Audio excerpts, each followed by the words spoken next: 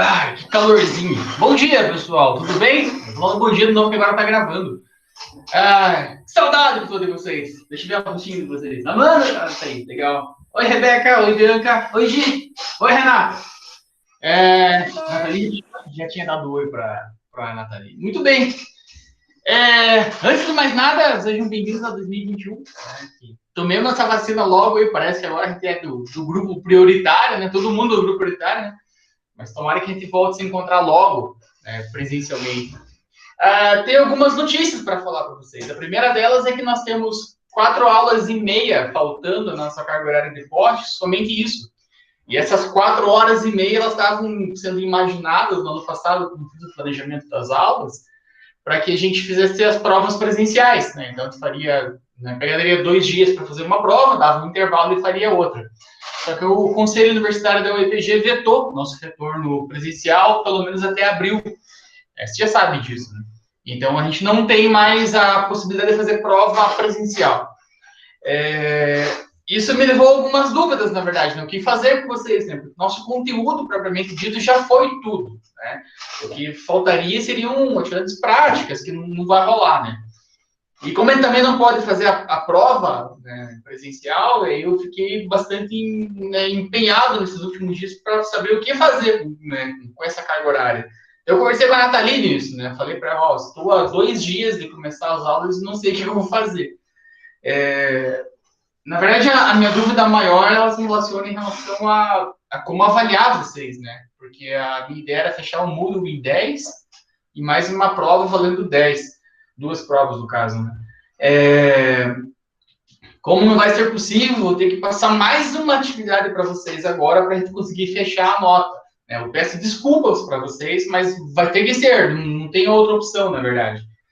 E aí, para tentar fazer alguma coisa que não fosse tão maçante, tão chato de vocês fazerem, eu parti para o planejamento participativo, que na verdade não seria o foco principal desse ano, né? Porque o participativo exige justamente essa participação de vocês, né? Vai ficar meio complicado, assim, né? Não vai ser a situação ideal, na verdade, de falar sobre o planejamento participativo sem a participação. Mas vamos ver pelo menos a teoria e eu vou pedir para vocês fizerem uma ou duas atividades, eu acho que uma atividade relacionada a isso. Né? O que eu quero pedir para vocês é que nessa última atividade ela seja feita com um pouco mais de carinho, um pouco mais denso, um pouco mais profundo, porque vai ser a nota que vai substituir a nossa avaliação normal, né? Avaliação natural. Então, eu vou pedir para vocês tomarem essa atenção. Não vou deixar um prazo também bem definido, vamos trabalhar até o final do calendário, aí, se conseguirem me entregar no final de abril, né? Final de março, aí, comecinho de abril no máximo. Então, vocês teriam aí mais ou menos um mês e pouquinho para fazer essa atividade. Então, é o que vai ter que ser, né? Peço desculpas para vocês por isso, mas acabou fugindo, né, do nosso planejamento. A ideia seria que, né, 2021 as coisas estivessem um pouco mais normais, se nós tivéssemos, né, um país um pouco melhor administrado. Muito bem, eu não sei se vocês estão, eu acho que vocês não estão com a, né, tô vendo aqui que não sei se está trocando meus slides, na verdade. Tô igual uma criança aqui nesse negócio, faz muito tempo que eu não mexo nisso. Espera aí, deixa eu ver que eu mudei e não mudou. Não mudou o slide, né? Fale alguma coisa aí. Não? Obrigado. Espera aí. Cacete.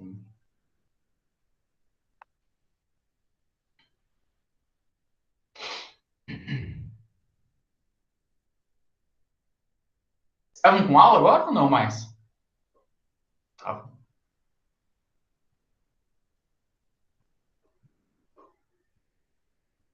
Vocês torceram pro Flamengo ontem? Pelo jeito, o professor torceu, né? O professor tá Nossa, até com a camiseta. eu passei mal ontem, Rebeca. Meu Deus do céu. Rezei para todos os santos do planeta. Quem for corintiano vai ganhar um ponto hoje. O Flamengo não fez essa parte. Muito bem. Ai, que ódio. Vou começar a votar até no Big Brother agora, mano. Tamo junto, vamos lá. Vou votar. Agora a Carol já foi embora, né? Mas eu vou votar agora, né? Para retribuir o carinho. Ai, que desespero. Muito bem, né? Vamos falar sobre planejamento participativo. quando eu tô com full screen, assim, agora que eu mudei minhas telas, eu não consigo ver vocês, tá? Que coisa fale, eu não consigo ver no chat. Peraí, deixa eu ver o chat antes. A Renata deu bom dia. Renata, oi, Bianca. Ô, Ragi, perdeu um ponto, então. A Renata também perdeu um ponto. Não vou nem falar de VAR, porque o VAR tava certo. Não vou nem falar nada. Vamos lá. Planejamento participativo, queria falar com vocês. Qual que é a ideia do planejamento participativo? Ele tem bastante a ver com o que a gente vai ver um pouquinho assim em turismo rural. A gente vai falar sobre turismo rural em Tânia, nosso último módulo. Vai falar sobre turismo rural e depois vai falar sobre turismo rural de base comunitária.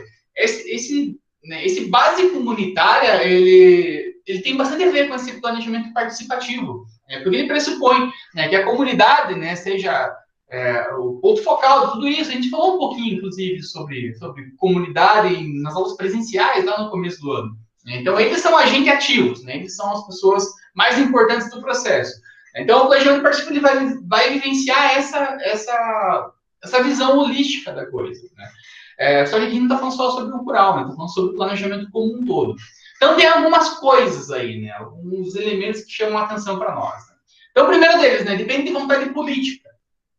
O problema dessa vontade política, é que eles têm que descentralizar o poder. Só que não acontece de fato isso. Então, assim, depende bem mais da vontade partidária, vamos dizer assim, ou de quem está no poder no momento mesmo. Não é um planejamento de longo prazo. A gente viu lá aquelas 3 esferas, do tático, operacional, estratégico.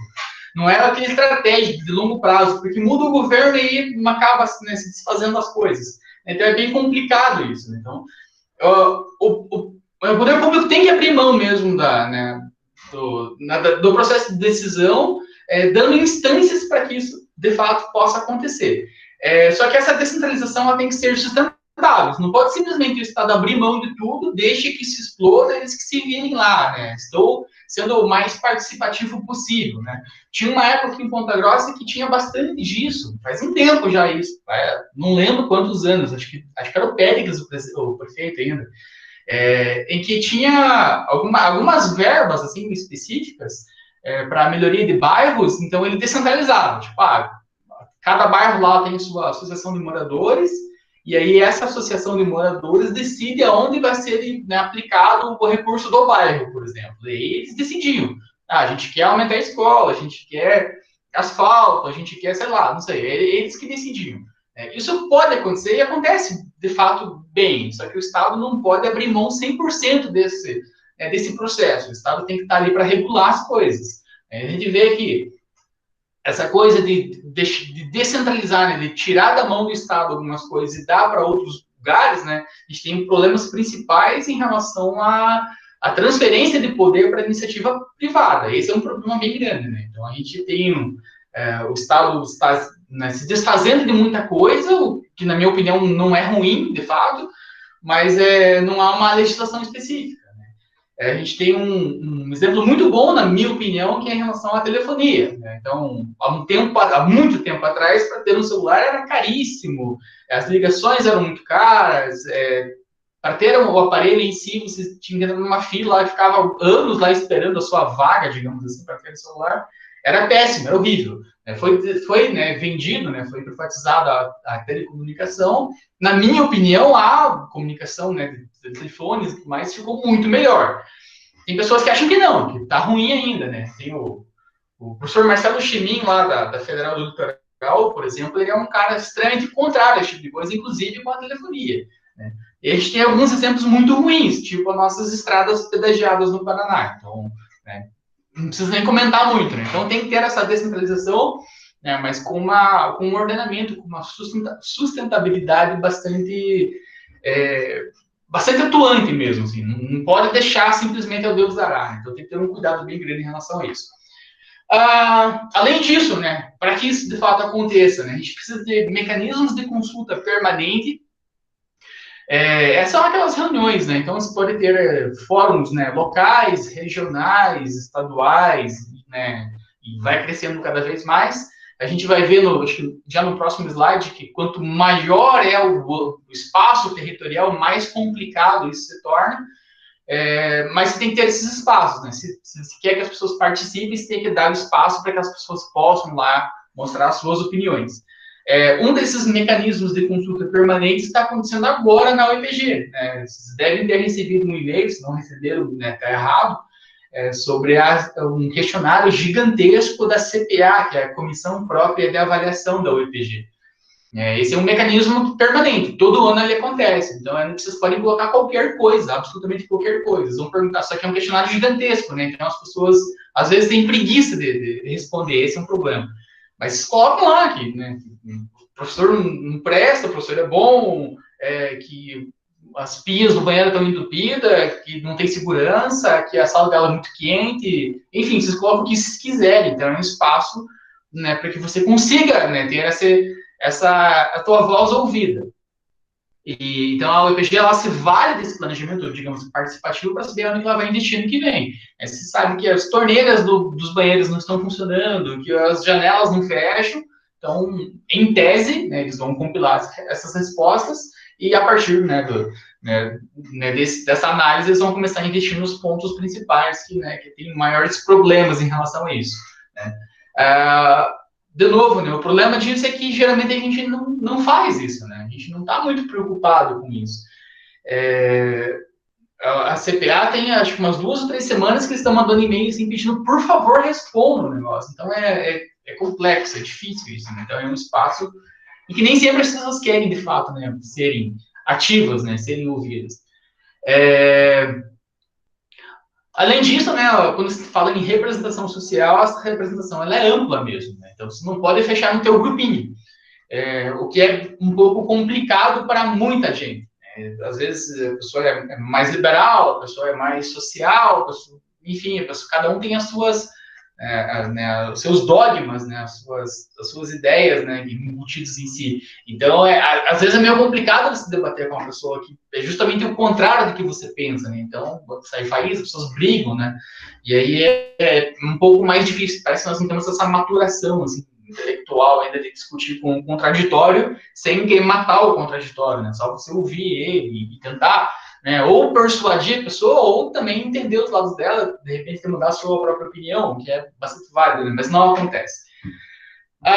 Além disso, a gente precisa dos canais de retroalimentação. Né? De nada adianta você fazer pesquisa, você motivar as pessoas, você chamar a galera para discutir, debater e tudo mais, sendo que, de fato, você não usa isso para nada. Né? Então, você descobriu lá que a PEC que está rolando agora no Congresso lá, né, para aumentar a imunidade parlamentar, né, está dando uma repercussão absurda. Né? Aparentemente, a maioria das pessoas não querem além, né, dos próprios políticos. Né? Então, aparentemente é assim. Mas também nós não fazemos muita coisa.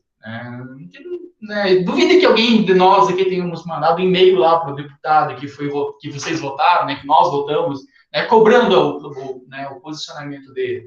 A gente também parece que a gente briga bastante, mas na hora de agir a gente fica um pouco de mãos atadas, isso aqui é um problema. Então, esses canais de retroalimentação, eles têm que avaliar a eficiência e eficácia das estratégias, né, nesse processo como um todo. As próprias reuniões, né, de mecanismo de consulta, elas devem servir como um canal de retroalimentação. Então, a gente reuniu aqui nosso segundo ano para pensar o planejamento lá das salas de aula, do turismo e tal. A gente discutiu e descobrimos que todas as salas precisam de ar-condicionado. Na próxima reunião, a gente tem que ter um feedback disso, né? Se vai ser colocado, se não vai colocado, em que trâmite que está isso, se vai colocado, beleza, se não vai colocado, por que não? Né? Porque a sala fica, a maioria do tempo, com as portas abertas, então, né, seria um investimento ocioso, né? Não valeria a pena colocar o ar-condicionado. Você tem que ter uma resposta, né?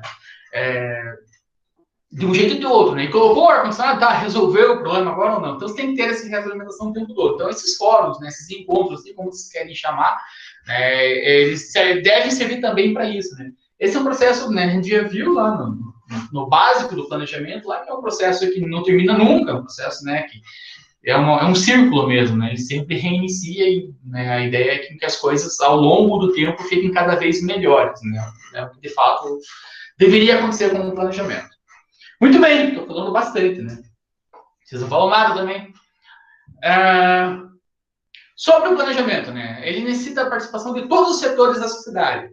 o problema desse todos os setores da sociedade é que também não acontece assim, né? A gente foi no ano passado lá ver o processo de tombamento aqui, né, de alguns prédios históricos de Ponta Grossa, e a gente sentiu na pele, né, que a gente não tem todos os setores, mesmo que existam outros setores que não estão votando, não tem muita voz, né? Então, em relação ao público que estava assistindo o processo de tombamento, a grande maioria, se não, na grande maioria deles, todos não, mas a grande maioria queria o tombamento de tudo. Só que quem está votando de fato não está representando a sociedade, né? Está representando os seus interesses.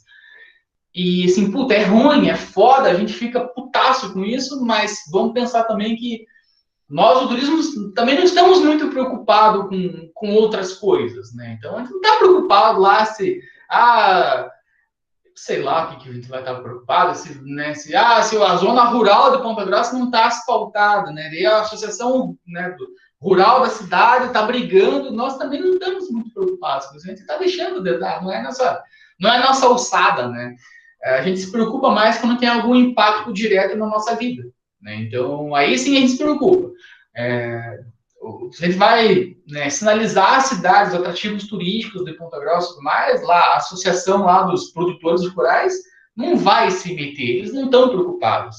Agora, se a gente começar a pensar que a gente quer desapropriar outras áreas, né, para aumentar lá a área do Parque Nacional dos Campos Gerais, aí eles vão vir com, né, um tijolo nas nossas costas. Eles vão vir na voadora mesmo, porque eles não querem isso aqui. Isso não é porque eles estão preocupados com o meio ambiente, preocupados com a produção, eles estão preocupados né, com o impacto direto que eles vão ter. Então, a gente também, a gente bate bastante nisso, né, de que nem todos os setores participam de tudo, mas nós também temos uma nossa parcela de culpa nessa parte, né? Por que não vai discutir lá, né, o aumento ou diminuição, né, do uso de agrotóxicos, né? Parece que tem um monte de problema já, né, no lugar que abastece água de Ponta Grossa, aqui nos lagados, né, em relação aos agrotóxicos. A gente não está muito preocupado. Numa abordagem técnica, né, é mais fácil a gente pensar numa micro escala, né, pensar num município, do que numa macro escala, né, isso é bastante óbvio, né, a gente vê bastante disso em qualquer coisa, né, que tem a tal da xenofobia para absolutamente qualquer coisa, né, então a gente tem os preconceitos, né, então, o pessoal do Nordeste lá não gosta de trabalhar, o Sul trabalha para o Norte descansar, a gente vai tendo essas coisinhas, então quanto maior a escala, maior a diferença cultural, e aí isso vai impactar bastante nesse processo como um todo, né? Então, é muito mais fácil a gente planejar a nossa sala de aula do que planejar o EPG, por exemplo.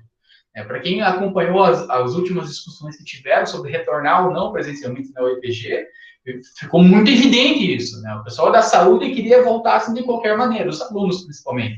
Queriam voltar de qualquer forma, né? Principalmente os alunos do último ano, que eles querem se formar, eles não conseguem se formar sem o laboratório. Então, eles estavam desesperados. Não, vai voltar, vai voltar. E o que, para mim, é uma incoerência, né? O pessoal da própria saúde está, né, deixando de lado uma preocupação com um vírus que que eles entendem muito melhor do que qualquer outra pessoa, né? A gravidade disso. Enfim, mas a gente percebe que é mais difícil, né? Então, aí ficou aquela discussão.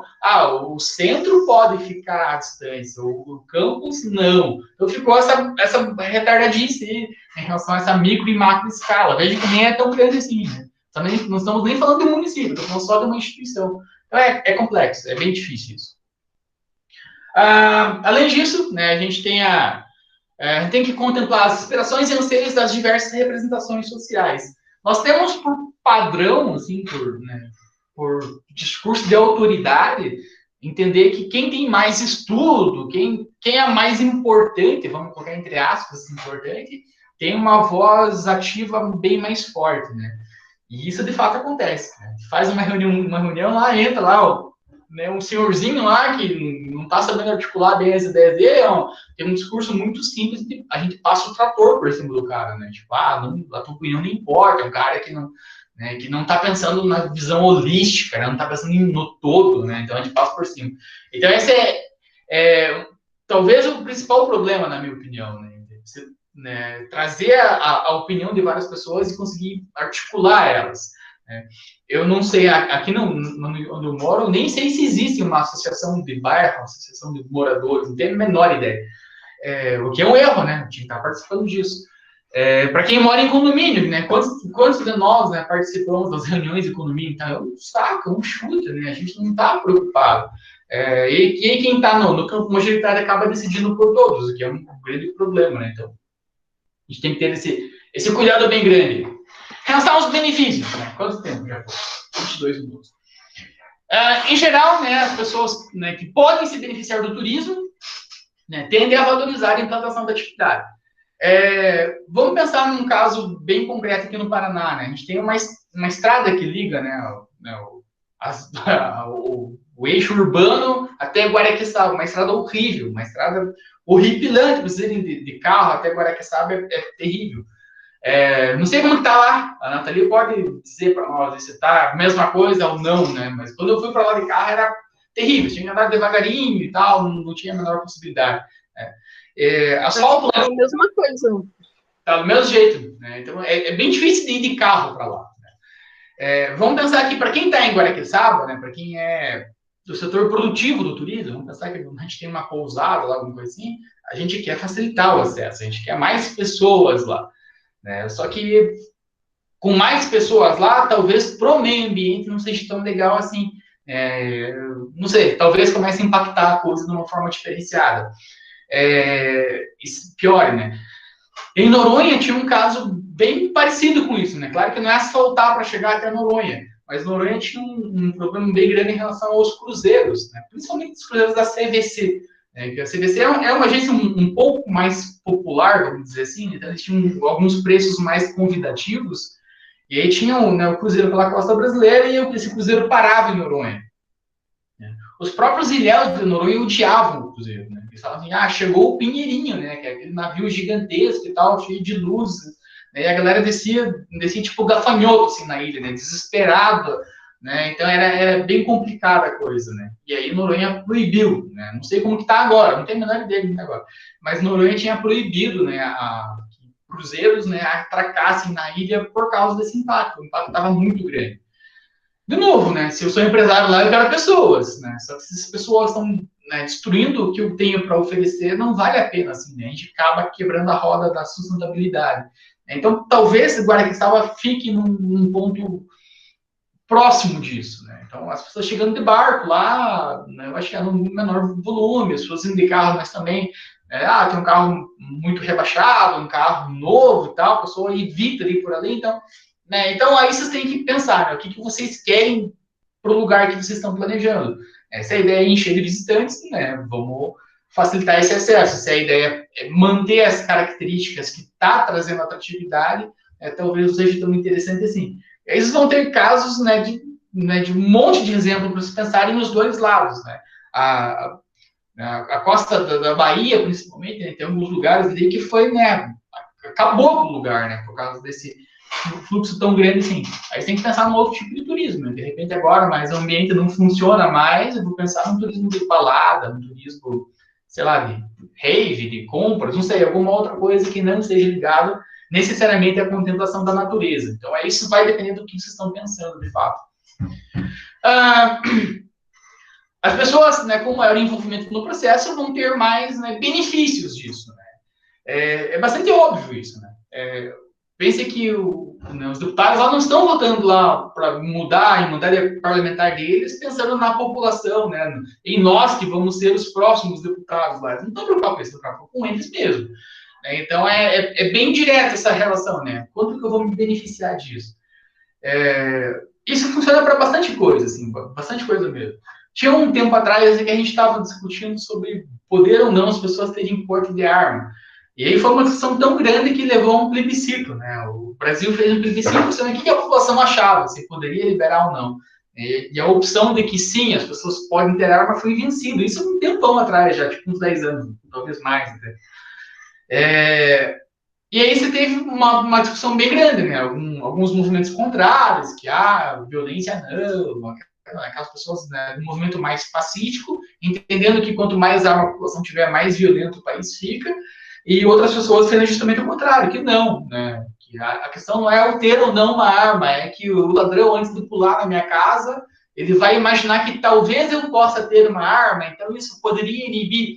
Na verdade, os dois discursos têm pontos, né, que caem por terra, né? O cara que quer roubar, o cara que quer assaltar, ele vai fazer de qualquer forma, né? Independente do que for, né? A gente vê os caras roubando bancos e antes de eles explodirem o banco, eles vão lá e, né, fuzilam lá os batalhões de polícia, mas então eles não estão muito preocupados com isso. A questão é sempre essa, né? O que mais me interessa? E quanto mais influência uma pessoa tem, mais poder de tentar modificar, né, a votação para que, né, a opinião dela prevaleça, vai vencer. Eu lembro que nessa época dos armamentos, principalmente, tinha um cara da Veja, chamado Diogo Mainardi, assim, que era um cara assim, explodido da Veja, assim, um colunista, que ele batia um monte no Lula na época, assim, tá? E ele faz um artigo defendendo, né? Não, vamos liberar, quem quer comprar, compra. E como ele é um cara de muita influência, logicamente ele deve ter influenciado algumas pessoas na época, né? Ainda mais na época não tinha tão exacerbado assim, as redes sociais.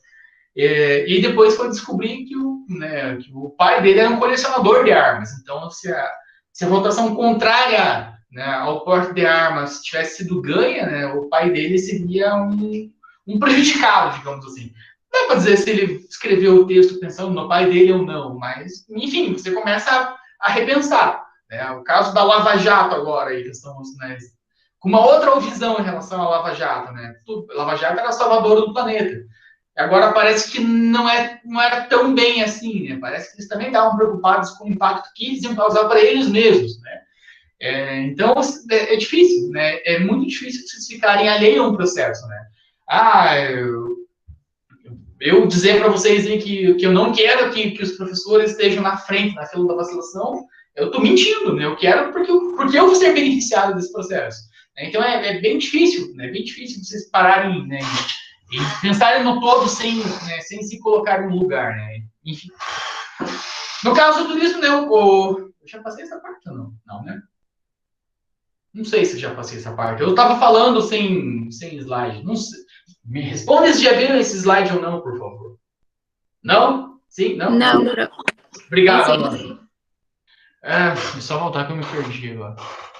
Tá, né? Tá, beleza. Nós podemos ainda, em relação ao turismo, apontar deficiências técnicas, né? Geralmente a gente não consegue enxergar o todo estando de fora. Né? Então, se vocês chamam lá a Associação dos Catadores de Reciclado, por exemplo, né? Pô, mas não tem impacto direto no turismo. É óbvio que tem, né? Se a cidade estiver suja, vai impactar na qualidade visual no mínimo da cidade, depois vai impactar em saneamento e tudo mais, né? Tem uma cadeia grandona. A visão que os catadores de reciclado, né, têm em relação ao espaço urbano é completamente diferente de nós que moramos num prédio, né, na cobertura do prédio, e vemos a cidade, né, com ângulo de cima. É bem diferente a coisa. Né? A minha visão da aula é diferente de vocês que estão assistindo. Então, é complexo isso. Então, quando você tem esse planejamento, né, com o maior número de atores, né, da cadeia produtiva envolvida, talvez, né, mais amplo e mais acessível para todos vai ser o processo de participativo como um todo. A gente vai ter deficiência técnica, assim. Eu estou tentando conversar com a professora Márcia, né, vocês já sabem, né, que o professor Paulo é o secretário de turismo de Ponta Grossa, né, que para nós pode ser muito bom, né? E a professora aposentada, né, a professora Márcia, ela é diretora do turismo de Ponta Grossa. Estou tentando falar com ela, ver se ela consegue uma agenda para nessas aulas de post, nossa, que ela venha falar com a gente, para tentar explicar isso para vocês, né? Algumas das deficiências técnicas para nós, né? A gente tinha até o ano passado, não, até antes da gestão anterior, a gente tinha assim, espaços muito abertos na Secretaria de Turismo aqui de Ponta Grossa para vocês, fazer estágio, para vocês frequentarem o espaço. Esse estágio era remunerado, era bem legal o processo. Na última gestão da cidade, né, eu não sei dizer para vocês com precisão, estou falando assim da Rádio Corredor, que chegou até mim, que quem estava fazendo essa função que os estagiários de turismo faziam eram as candidatas lá, candidatas não, né, as eleitas, né, da Meeting Fest, lá, a rainha, a princesa, não sei o que e tal. E parece que chegou ao ponto de alguém lá de dentro da prefeitura falar que, tipo, não, a gente não precisa dos estagiários, a gente tem aqui, ó, as meninas da Meeting aí para fazer as coisas, né, fazer pesquisa de demanda, enfim, fazer o trabalho que a gente faz. Então é uma coisa bem complicada, é uma deficiência técnica muito grande. né? Talvez a rainha da Michigan, a princesa, sei lá quais são os cargos que ganham na Michigan, né? Talvez as meninas sejam, né, capacitadas para isso, mas não é porque a pessoa foi, né, foi eleita, né, numa festa que ainda é importante para a cidade, que ela vai saber falar sobre turismo, né? É bem longe uma coisa da outra. Né? De novo, né, traçando um paralelo, é mais vezes colocar um militar, né, no Ministério da Saúde. Não faz sentido. Né? A verdade é essa. Né? Esse vai ter deficiência técnica bem grande. Né? Então, quando você tem essa visão grandona, né, você coloca lá o cara do artesanato, você coloca o catador de reciclado, você coloca o pessoal da hotelaria, né, dos restaurantes, aí você vai entender todas as deficiências que todos eles têm. Né? Então, fica mais tranquilo de você conseguir tentar resolver os problemas, ou pelo menos atenuar os problemas. Né? Vamos agindo de pouco em pouco, a gente sabe que recurso geralmente é escasso, mas a gente tem essa possibilidade.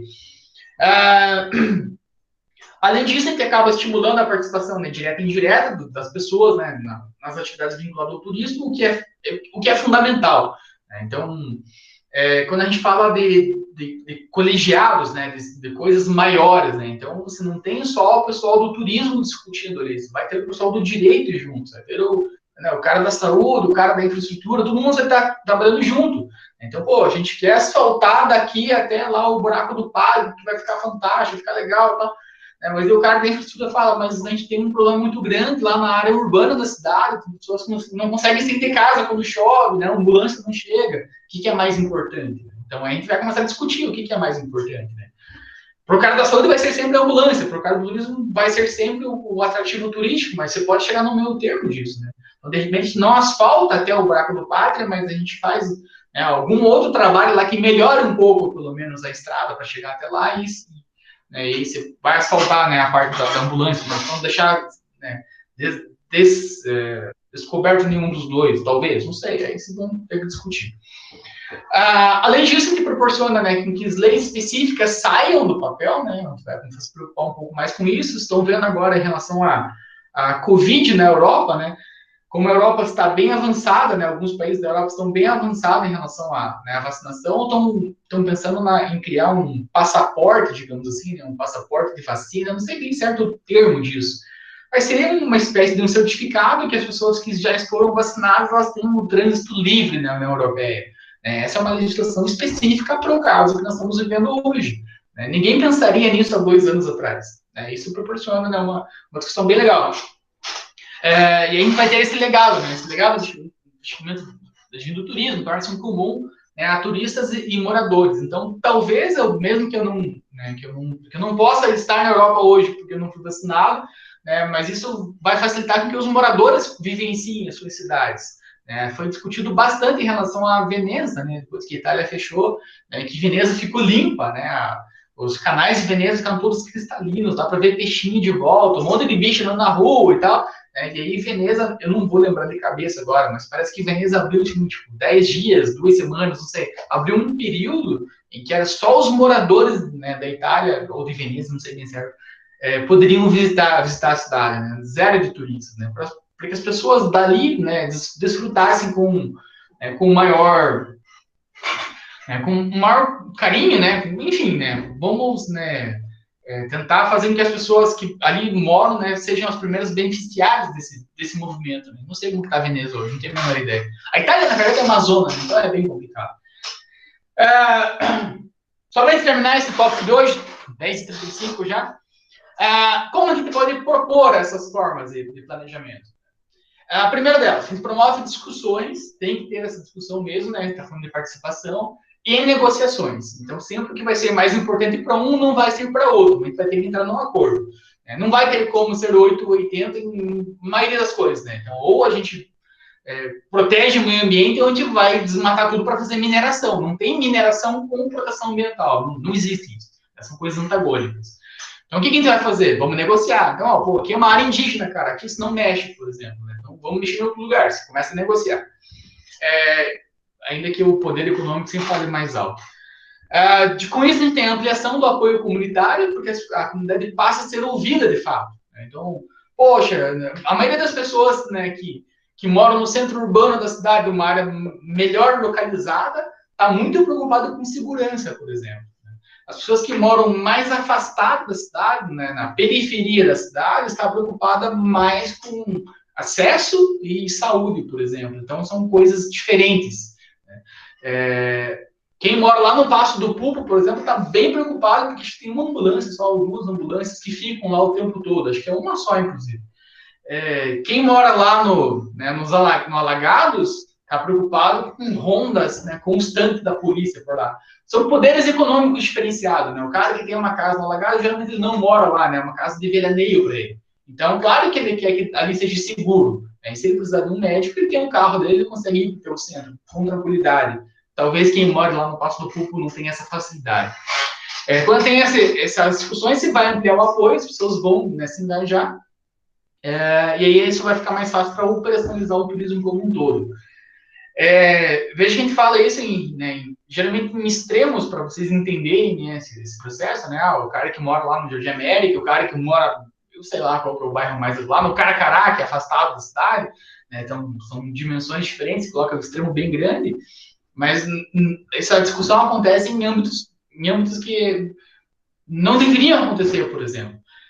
Aqui, quando foi concedido, né, a área do Parque Estadual de Vila Velha, né, para Eco, nem sei o nome da empresa, Eco, sei lá, enfim, para a concessionária que venceu o processo ali e assumiu, né, o Parque de Vila Velha, os caras, né, assumiram, né, não sei nem se por quantos anos, acho que 20 anos, e aí a primeira coisa que eles deveriam fazer é chamar o conselho consultivo do parque. Né? O parque sempre teve um conselho consultivo com várias pessoas de várias áreas pensando o parque junto. Né? O departamento tem uma vaga lá, né? A professora Valéria era, não sei, uma das conselheiras do parque. Né? Tem o pessoal do meio ambiente, tem um pessoal de tudo ali dentro do parque pensando o que pode e o que não pode ser feito.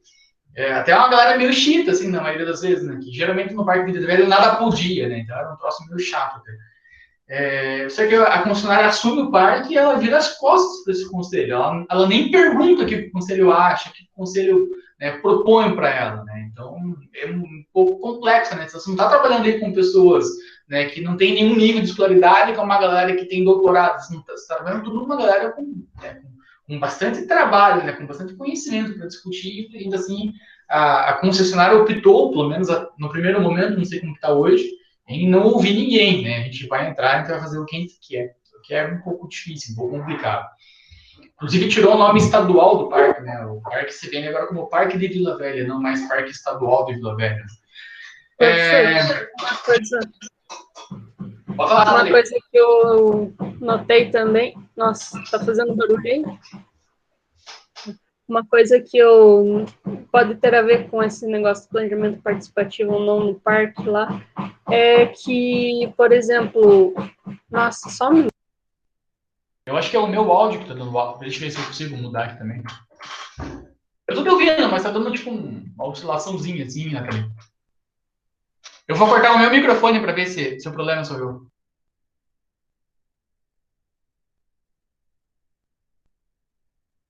E agora eu acho que a Nathalie foi embora. Eita! Ela falou só um minuto e saiu.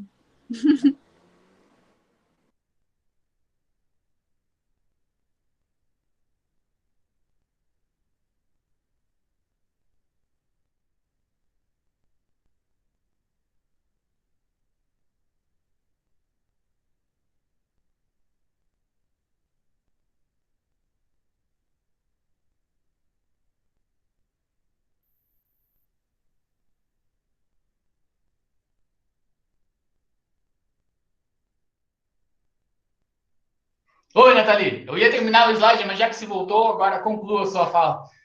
Desculpa, professor. Relaxa, estamos juntos. Não, é que eu ia falar que a identidade visual que eles estão usando, ela é totalmente da empresa mesmo, tanto o logo do parque agora, ele é muito igual a todos os outros parques da concessionária, eles unificaram com a identidade visual da empresa e tiraram toda a característica da identidade visual do parque mesmo, que tinha antes, ou qualquer coisa que pudesse ter a ver com o próprio parque. Eles tiraram a identidade do parque, assim, nessa questão visual, e adaptaram tudo para a identidade da empresa. ficou bem empresarial. Apesar de muita gente falar, nossa, que bonito, está mais bonito, mas não é só uma questão de ser bonito, né? Poderia ser bonito e que tivesse a ver com o parque, né? Fosse único.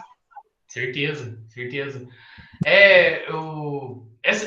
Justamente por essa ideia de já tirar o estadual dali já foi meio estranho, né? Na verdade, eu não fui lá depois que foi concedido para eles, então eu não sei como que tá lá dentro, além das fotos que eles publicam no Instagram, né? Mas tá mesmo assim, né? Tá bastante assim, tipo, nós chegamos, né? Estamos aqui, né? E vamos dominar o espaço, né?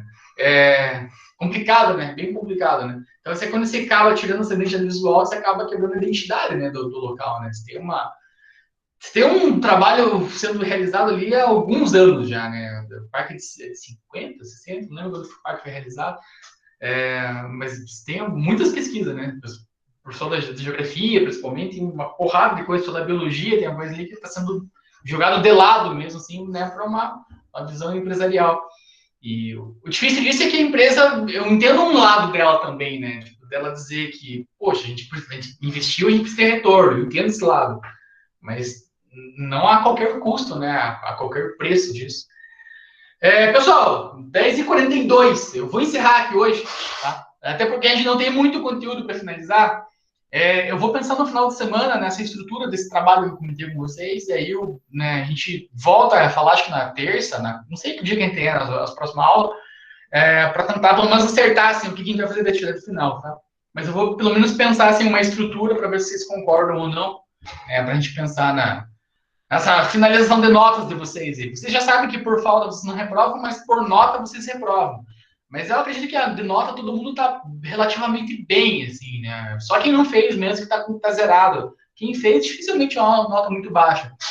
E eu não tenho certeza absoluta, mas eu tenho a impressão que todas as atividades de planejamento eu já corrigi. Então, se alguém tiver sem nota de uma coisa, me dá um grito, por favor. Beleza? Eu agradeço a participação de vocês, muito obrigado mesmo. Obrigado por abrir a câmera, Amanda e Nathalie. Valeu mesmo, legal ver vocês. Né? Um abraço, bom final de semana. Se cuide. Tchau.